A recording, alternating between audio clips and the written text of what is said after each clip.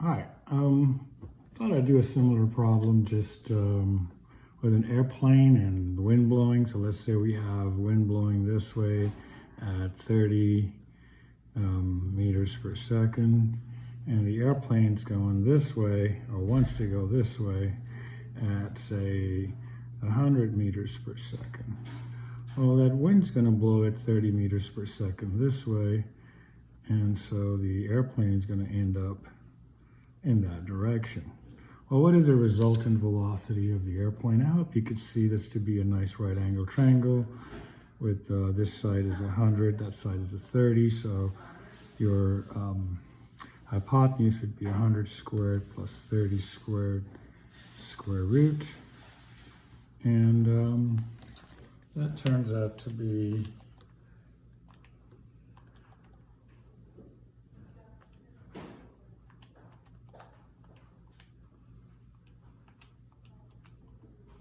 104.4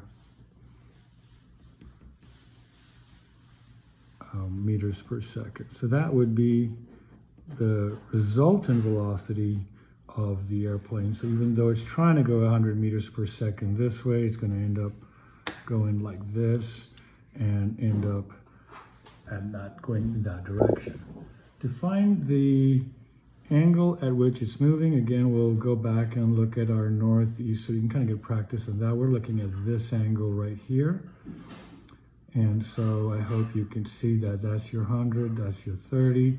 And to find this angle, you'd be wanting to use the tangent because that's your opposite and that's your adjacent.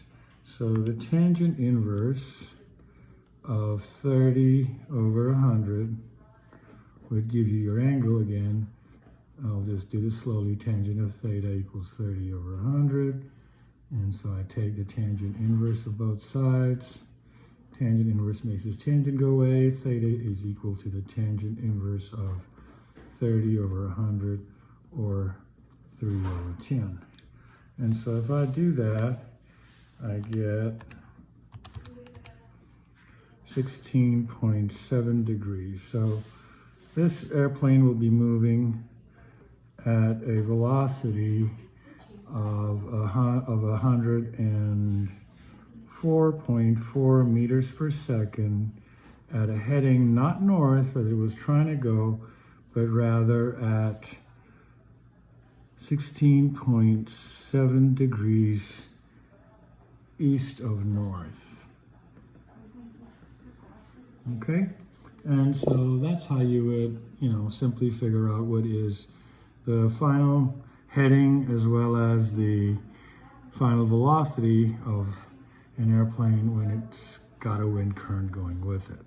Okay, so hope that helps. Of course, if you were having this airplane going at 100 this way and it was coming back at 30, trying to go against the wind, of course, you'd end up at 70 meters per second. So I hope you can see 100 minus 30 gives you a resultant velocity of 70. And if you were going along with the air current, if the wind was blowing this way, then you'd end up going at 130 meters per second. So that part's kind of trivial, and it's pretty simple to see what would happen with each case. So I hope this helps with these simple problems with, if you look at it, it's basically breaking down and simply adding simple vectors. Okay, so bye for now.